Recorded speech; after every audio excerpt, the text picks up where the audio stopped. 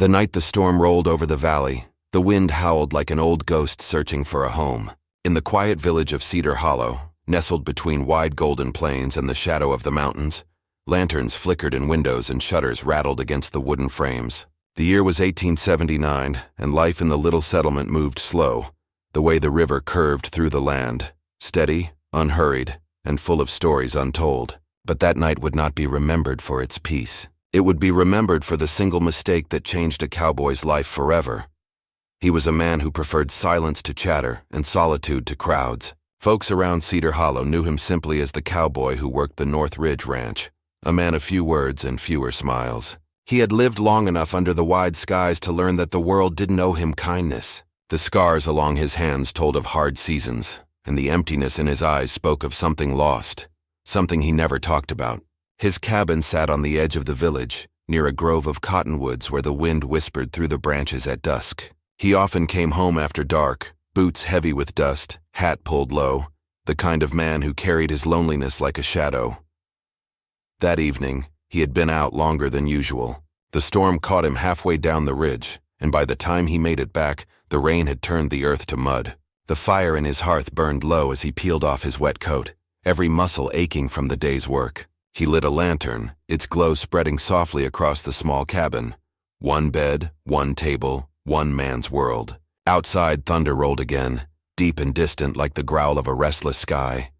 Across the village, in the dim glow of the old inn, another story was unfolding. A young woman had just arrived on horseback, her cloak soaked through, her face pale from the cold wind. She had come from the south, guided by little more than hope and a letter tucked inside her dress. The innkeeper, a kind but weary old woman, had tried to find her a room, but every corner of the inn was full, travelers trapped by the storm, traders passing through, and drifters seeking warmth. The young woman was desperate, her voice trembling as she explained she couldn't sleep outside in the rain. The innkeeper, feeling pity, handed her a lantern and told her there was one cabin at the far end of the trail. "Old place by the cottonwoods," she said. "The man's away most nights. You can rest there till morning."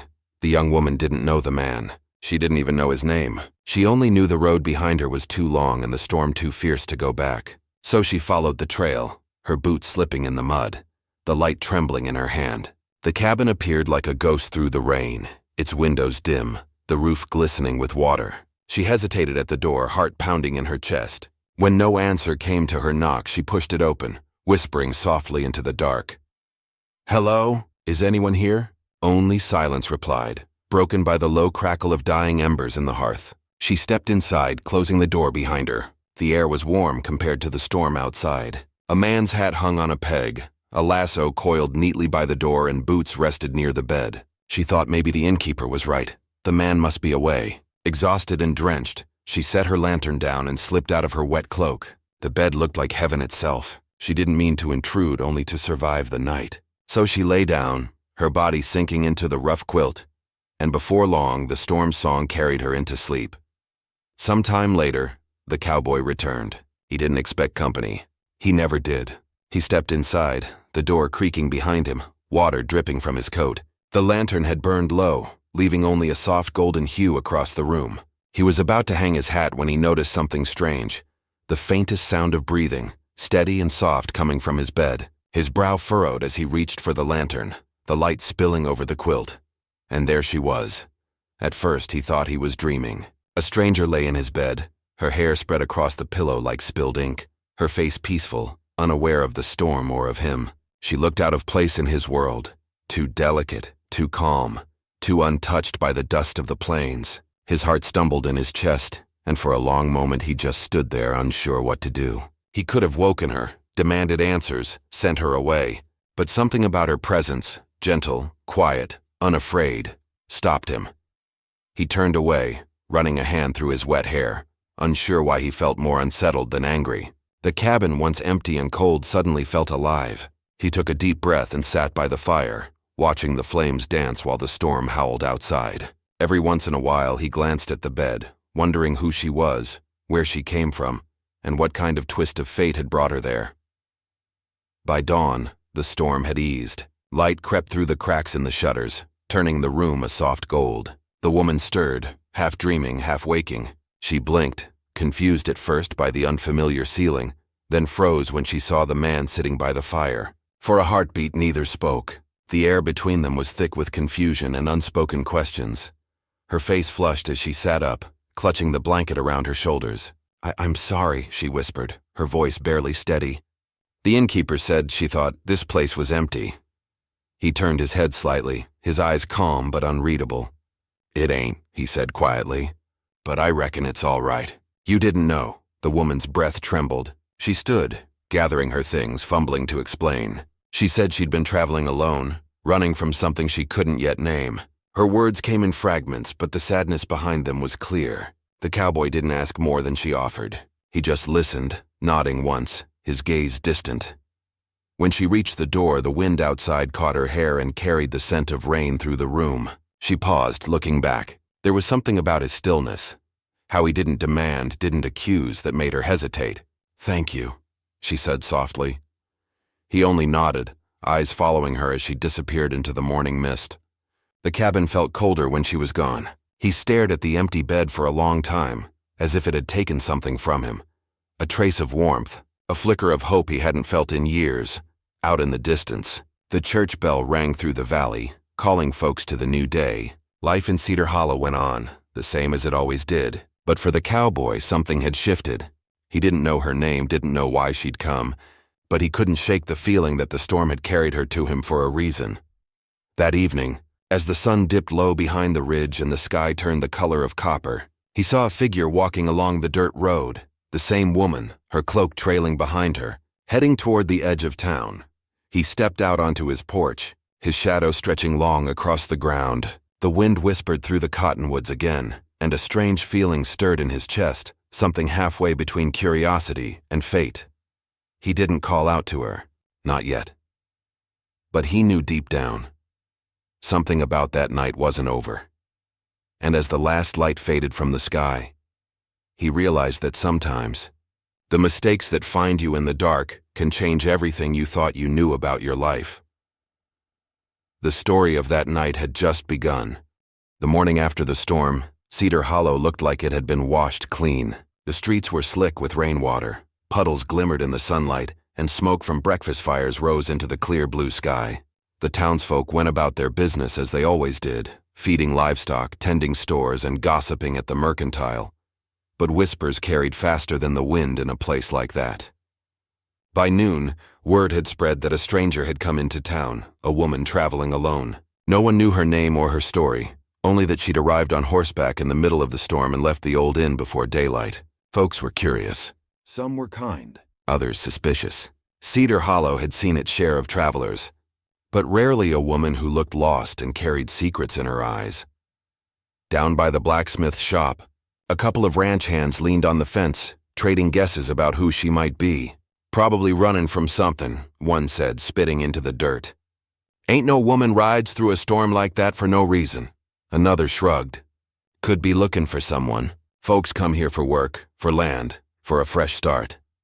Their words faded under the clang of the hammer striking iron, but the talk lingered in the air, like a rumor refusing to die. The cowboy, meanwhile, had gone about his chores in silence. He didn't join in the talk at the saloon or the store. He never did. But his thoughts kept circling back to the woman from the night before. He had tried to shake it off, to tell himself it didn't matter. But every time the wind brushed through the cottonwoods, he could almost hear her voice again, soft and uncertain. It had been years since anyone had set foot inside his cabin besides himself. The quiet there used to be a comfort. Now it felt heavier. He spent the day mending fences along the ridge, but his hands worked slower than usual. Memories came creeping back, memories he'd buried deep. He'd once known someone who looked at the world with the same kind of hope before it was taken by hardship and time. That was before the war had changed everything, before he'd lost the life he thought he'd build. Since then, he'd chosen the kind of loneliness that didn't ask for explanations. But one night, one mistake had cracked something open again. By late afternoon, the sun had begun to dip, painting the valley gold. He rode into town to pick up supplies, hat pulled low, eyes on the ground. The streets were quiet except for the sound of wagon wheels and the chatter of a few townsfolk. As he tied his horse outside the general store, he caught sight of her again. She was standing near the water trough, brushing down her tired mare. Her clothes were still travel-stained, her boots muddy, but there was something graceful about the way she moved. Careful, as if trying not to draw attention, yet unable to blend in completely. For a moment, he just watched her. She looked younger in the daylight, though her eyes held a weight that didn't match her face. When she noticed him, she froze. He tipped his hat slightly, a small gesture of recognition. She hesitated, then gave a quiet nod. No words were exchanged, but the air between them felt thick with the memory of that night. Inside the store, the owner, an older man named Chet, leaned across the counter with his usual grin. "Heard you had an unexpected visitor up by the ridge," he said, sliding a bag of coffee beans toward him. "Whole town's talking," the cowboy frowned. "Ain't much to talk about," Chet chuckled. "Maybe not to you. But to folks around here, a stranger brings stories. Some say she's looking for family. Others think she's run from a husband or worse." He didn't answer. He just paid for his things and left, not liking how the gossip twisted something simple into something shameful. When he stepped outside, she was gone. Only her horse remained tied near the trough, its reins hanging loose. He looked up the road, scanning the line of buildings, but saw no sign of her. That night, as the stars came out over Cedar Hollow, he sat on his porch with his rifle across his knees and the sound of crickets filling the air. The village lights glowed faintly in the distance, and he could hear the faint music from the saloon drifting through the quiet. He wasn't a man used to wondering about others, but something about her unsettled him, not in a way that frightened him, more in a way that made him feel human again. Meanwhile, she had found her way to the small church on the hill, where the preacher's wife had offered her a meal and a place to rest. She had given only her first name and said little else. She ate quietly, eyes fixed on the window, where the moonlight spilled across the wooden floor. When the preacher's wife asked if she planned to stay in Cedar Hollow, the young woman hesitated. "I don't know," she whispered. "I was supposed to meet someone here, but I may be too late." That answer hung in the air, heavy with meaning. The next morning, she walked through the marketplace, scanning the faces that passed her by. Each one seemed to hold a question she didn't want to answer. She carried a small satchel, the same one she'd held when she arrived. Inside was a folded letter, worn at the edges, its ink faded from travel. It was the reason she'd come all this way. The letter had promised her a place, a home, maybe even love, but the man who had written it hadn't been there when she arrived. And now she wasn't sure if he ever would be. As she passed by the blacksmith, she heard laughter from the saloon porch, rough voices, the kind that made her uneasy.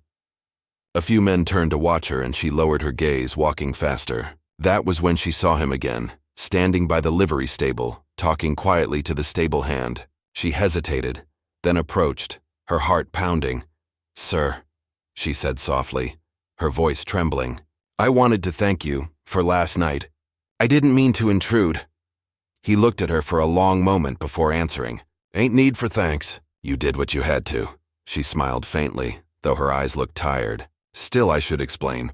I wasn't just passing through. I came here to find someone. A man who used to live in this valley." Something in his chest tightened. "What's his name?" She hesitated, then unfolded the letter she'd been holding. "He signed it only as JT, she said. He said he worked a ranch near Cedar Hollow. Said he'd send for me when the time was right." The cowboy's hand froze halfway to his hat. JT, those were his initials, but he hadn't written any letter. Not in years. The last time he'd signed his name that way was before the war, before everything had gone wrong. A flicker of confusion crossed his face, but he didn't show it. "Can't say I've heard of him," he said quietly, though his heart beat faster. "Lots of ranches out here. Maybe you'll find him yet." She nodded, disappointed but not surprised. "Maybe," she murmured. "I just hope I didn't come all this way for nothing." He watched her walk away, her figure fading down the dusty road. When she was gone, he took the letter from her mind and turned it over in his thoughts again and again. Someone had used his name, someone who knew about his past, and whoever it was had drawn her right to his doorstep. That night, he sat by the fire again, the light flickering over the worn wood of the cabin. He pulled out an old box from beneath the floorboards, covered in dust. Inside were a few letters of his own, ones he'd written years ago and never sent. As he read them, his hands shook slightly. They were full of words he barely recognized as his own. Promises, hopes, dreams of a life that had never come to pass. Outside, the wind picked up again, rattling the shutters. He stood and looked out into the darkness, where the lights of the village shimmered faintly in the distance. Somewhere down there she was probably lying awake too, wondering who JT really was. And in that moment he realized something. Whoever had sent that letter had done it for a reason. Maybe to hurt him. Maybe to expose something buried long ago. Whatever it wasn't over. The night felt restless again, the same way it had before the storm. The land was quiet, but the air was heavy with secrets. Somewhere beyond the cottonwoods, the truth was waiting. Waiting for both of them to find it. The days that followed in Cedar Hollow carried a strange stillness, as if the valley itself was holding its breath. The rain had cleared, but clouds still hung over the mountains, heavy and watchful. The cowboy went about his work on the ranch as he always did, fixing fences, checking cattle, and mending saddles. Yet his mind never settled. The letter the woman had shown him haunted him like a ghost. Someone had written to her using his initials, someone who knew his name and the kind of promises he'd once made long ago. But who?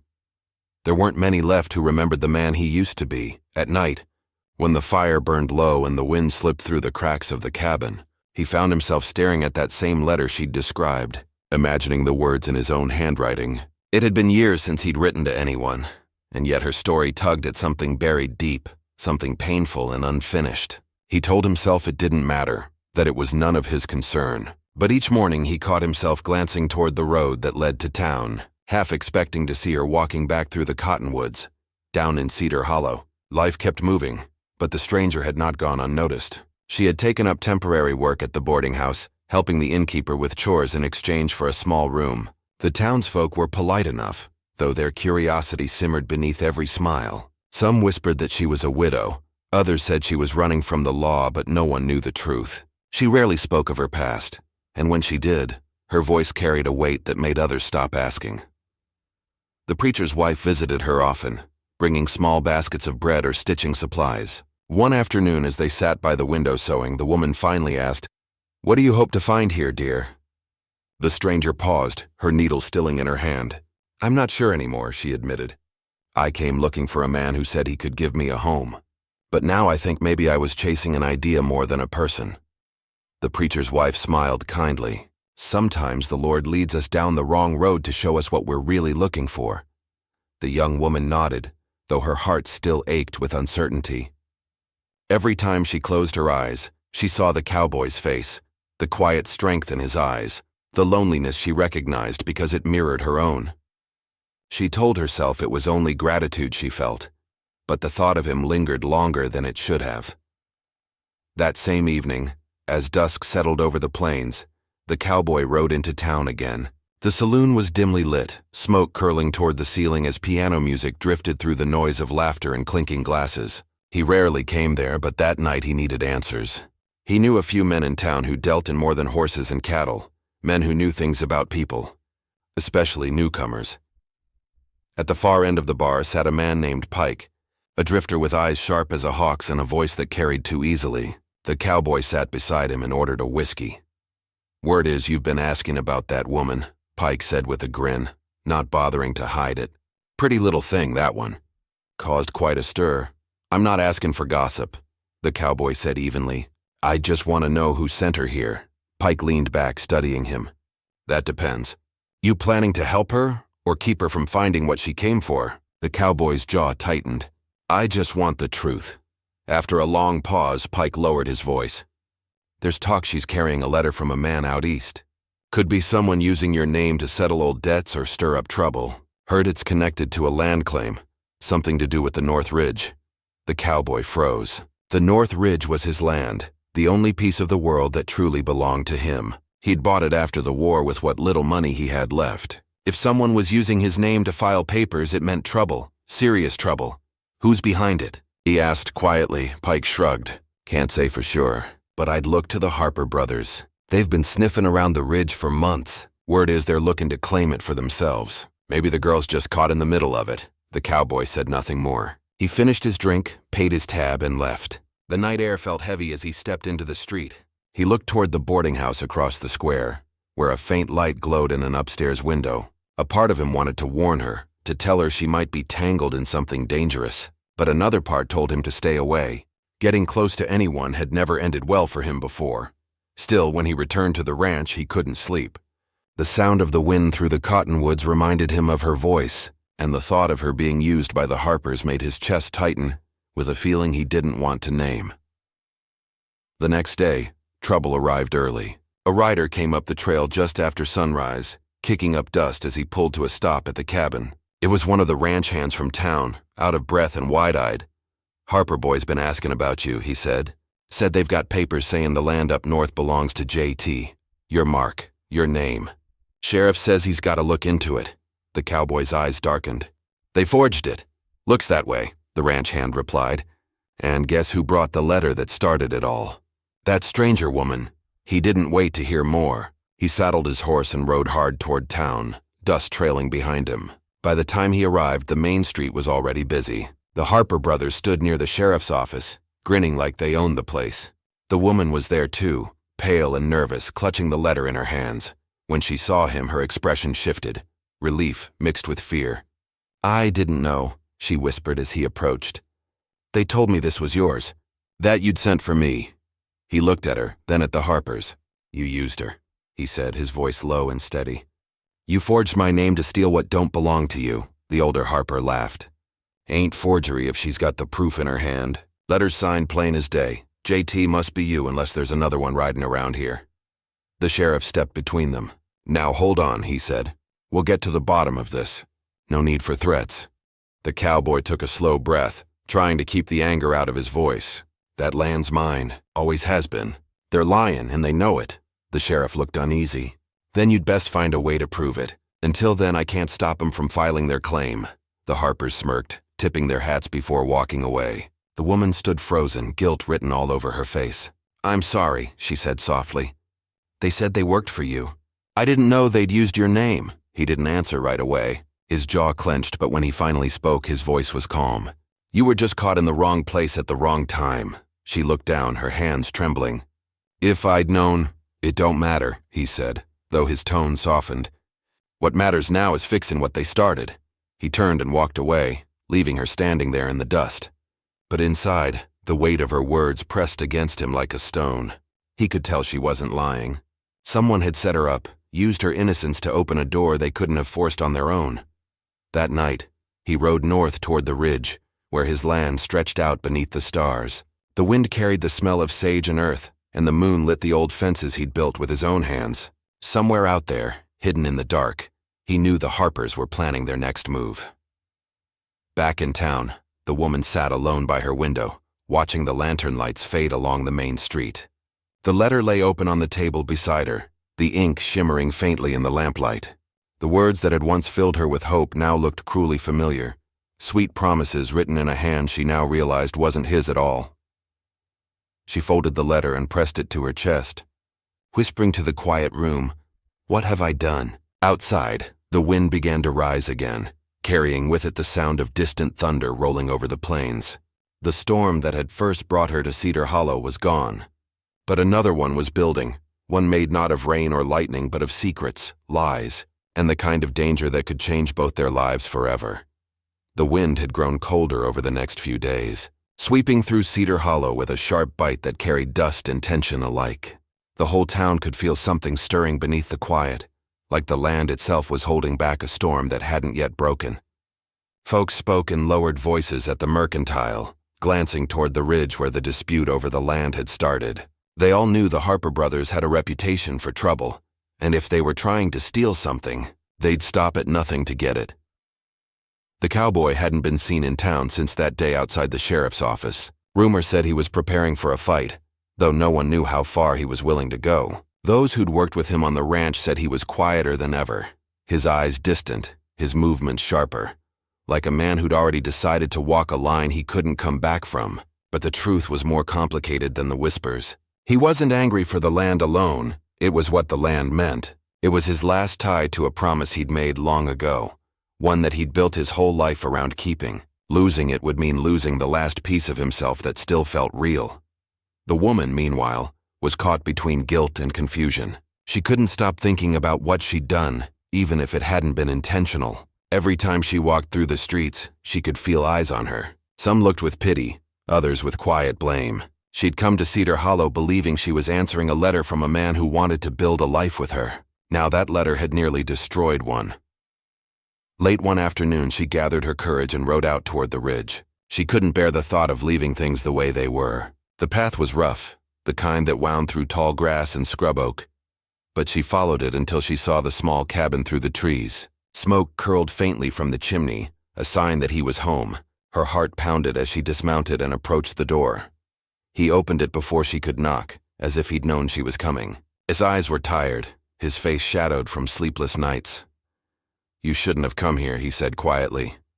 "I needed to," she answered. "I can't let you fight this alone. It's my fault they have that letter." He stepped aside and let her in, though his jaw was set tight. The firelight flickered across the cabin walls, casting long, uneasy shadows. "It ain't your fault," he said finally, his voice low. "They used you same as they tried to use my name. But if you stay in this, they'll use that too. You need to keep out of it." She shook her head. "If I hadn't brought that letter, they wouldn't have had anything to start with. I can't just walk away now." He studied her for a long moment, his gaze softening despite the storm in his eyes. "You don't understand what kind of men they are. The Harpers don't fight fair. They don't stop till they've taken what they want, or ruined whoever stands in the way." "Then let them come for me," she said, her voice trembling but steady. "I've been running my whole life. Maybe it's time I stopped." He turned away, gripping the edge of the table. "You think this is about courage?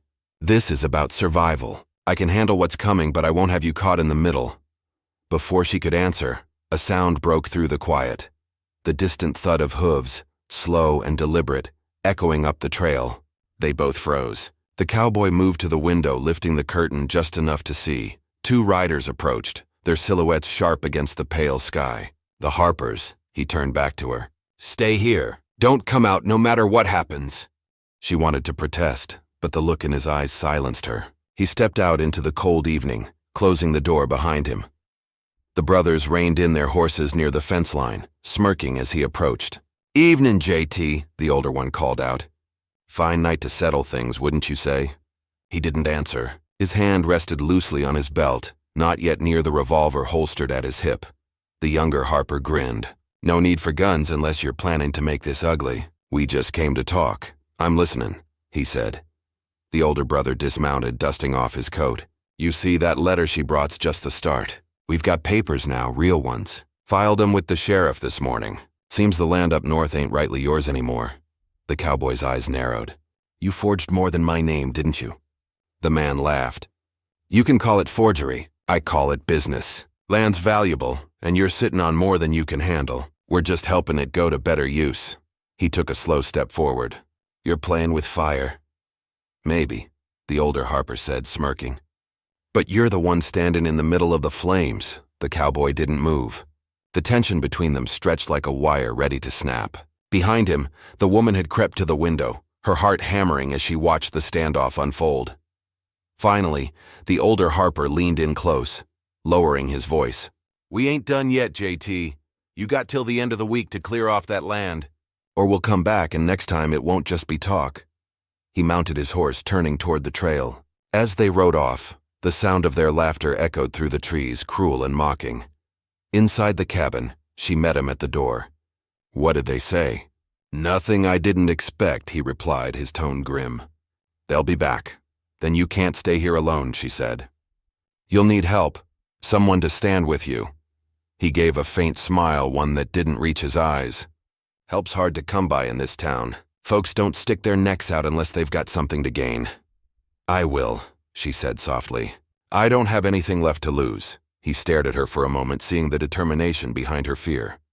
Something in him shifted then, a quiet acceptance. "All right," he said finally. "But if we're doing this, you listen to me. No heroics, no chances. We planned this right." That night they sat by the fire, maps spread across the table. He explained how the Harpers worked, how they'd likely bribe or threaten anyone who stood in their way. The woman listened carefully, her brow furrowed. She realized the fight wasn't just about land. It was about everything the cowboy had built to survive in a world that had already taken too much from him. As the night deepened, the wind outside picked up again, rattling the windows. The sound reminded her of the first night she'd come there by mistake, the night that had tied their lives together in ways neither had expected. Far off, a coyote howled, and he looked toward the sound. "Storm's coming again," he muttered. Always does before things break. In town, the Harpers were already putting their next move in motion. They met with the sheriff, sliding a small pouch of coins across his desk. "Just making sure things go smooth," the older one said with a grin. The sheriff hesitated, but money had a way of quieting his doubts. By dawn, word spread that the claim papers had been filed and approved. The land now legally belonged to the Harper brothers, or so the record said. The cowboy had no proof left but his word, and in a town where power spoke louder than truth, that wasn't much. When the news reached him, he said nothing. He simply packed a small saddlebag, loaded his rifle, and saddled his horse. The woman stood by the door watching him. "What are you going to do?" she asked. He looked out toward the ridge. "Gonna take back what's mine. One way or another. You'll get yourself killed," she whispered. He turned to her, his expression soft but unyielding. "There are worse things than dying for something that matters." She stepped closer, her eyes searching his face. "Then let me come with you," he hesitated. The silence between them stretched until he finally nodded. "All right," he said. "But if anything happens out there, you ride away and don't look back." The sun was just breaking over the horizon as they rode out together, the sky painted in streaks of orange and gray. The land stretched wide and silent ahead of them, the air thick with the promise of reckoning. Behind them, Cedar Hollow stirred awake, unaware that by nightfall, everything about their quiet little village would change. And as the wind rose once more, carrying dust across the plains, both of them knew they were riding straight into the heart of the storm. The storm had finally broken into a light drizzle by dawn. The clouds, heavy and gray all night, began to lift as the first streaks of morning light crept across the prairie. The village lay quiet, only the soft rustle of wind moving through the wheat fields and the distant cry of a lone crow breaking the stillness. Inside the small cabin at the edge of the valley, the warmth of the dying fire cast long shadows across the room. He sat by the window, hat resting on his knee, staring out at the horizon as though trying to find the meaning of everything that had happened. She stirred in the corner near the hearth, wrapped in a blanket that smelled faintly of smoke and pine. For a long moment she didn't speak. The night before had left too much unsaid, too much felt without words. The quiet between them was thick, not heavy like guilt, but deep like understanding. When she finally looked up, her eyes were softer than he remembered. He could see the worry, the weariness, but also something else, a calm acceptance of the road they'd walked. "You didn't have to stay," he said quietly, still watching the rain trace paths down the glass. She smiled faintly. "I know, but I wanted to." He turned then, really looking at her, and something inside him eased. For so long, he had lived with the ache of loneliness, of a home too big for one man and a heart too used to silence. But ever since that night when she'd slipped into his bed by mistake, something had shifted. What started as confusion, then scandal, then tension, had become something neither of them had expected. A bond built not on words but on small acts of kindness, on trust born from hardship. Outside, the first few villagers began to stir, their lanterns flickering faintly as they stepped out to begin another day. He knew word would spread soon, about the fire at the barn, about how she had saved him from being trapped inside, and about the truth that had come to light after weeks of doubt and suspicion. The town had always loved its gossip, but this time he didn't much care what they said. Some things were too real, too sacred to be measured by whispers. She rose slowly and crossed the room, brushing a loose strand of hair from her face. "You should rest," she said softly, her voice carrying that gentle steadiness that always seemed to calm him. He gave a faint chuckle. "Rest? After all that, I don't think I could sleep if I tried." He hesitated, then added, "You saved my life last night. You know that, don't you?" She looked down, her hands tightening slightly around the edge of the blanket. "I just did what anyone would have done." He shook his head.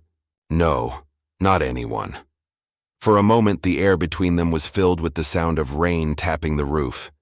He thought of how easily things could have gone another way, how if she hadn't woken when she did, or if she'd listened to her fear instead of her heart, he might not be sitting here at all. That thought struck him hard, deeper than he expected.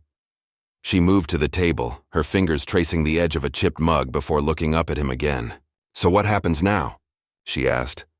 He leaned back in his chair, exhaling slowly. "Now, I reckon we start over. Fix what can be fixed. Maybe plant new crops. Build again." He paused, then looked at her carefully.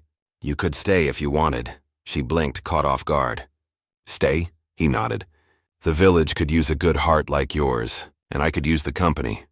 There was a silence then, not awkward but tender, the kind of pause that carries weight. She turned to the window, watching the fog lift over the valley. The land stretched endlessly before them, wild and beautiful, the kind of place that tested people's strength but also gave them peace once they stopped fighting it. "I never thought I'd find peace here," she admitted. "When I came to this village, I just wanted to disappear. I didn't belong anywhere. But now," she looked back at him, her eyes glimmering faintly with unshed tears. "Now it feels different." He rose and crossed the small room, his boots creaking against the wooden floor. When he stood in front of her, the space between them seemed to hum with unspoken words. "You belong wherever your heart's at ease," he said softly. "And I reckon your heart's found its place." Outside, the drizzle faded, and sunlight began breaking through the clouds. The valley gleamed golden, the wet earth shining like glass. The horses in the paddock kicked at the mud, restless but alive. Life, after all, had a way of moving forward, even after storms.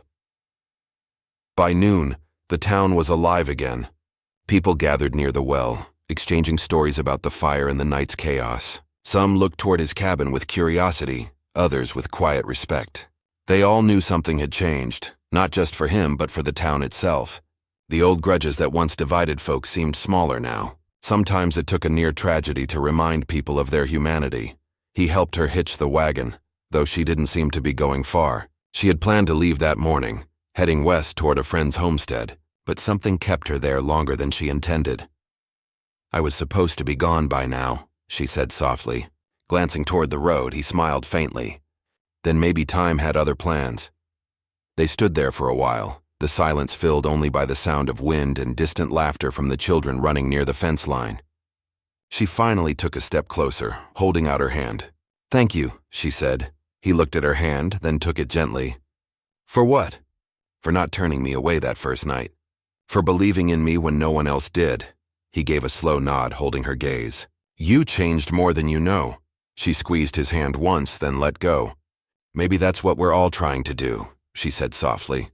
"Change something or someone, for the better." The wagon rattled down the dirt road as she finally left the edge of the village, but he didn't feel the emptiness he thought he would. Instead, there was a quiet peace in knowing that their paths had crossed for a reason. She had come into his life by mistake, but she had left it changed forever. As the sun dipped low and painted the valley in gold, he stood at the gate, watching the horizon fade into orange and red. He knew he'd see her again someday. Maybe when spring returned and the wheat grew tall again, or maybe when fate decided their roads should cross once more. But for now, the quiet was enough. He turned back toward the cabin, the old wooden door creaking softly as he stepped inside. The place felt different, warmer somehow, filled with the scent of coffee and smoke and something else he couldn't quite name. Maybe it was hope.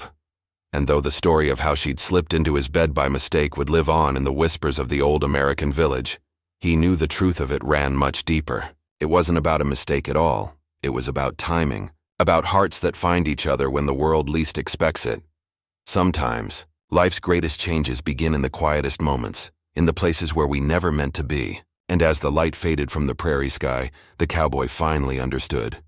Not all storms are meant to break us.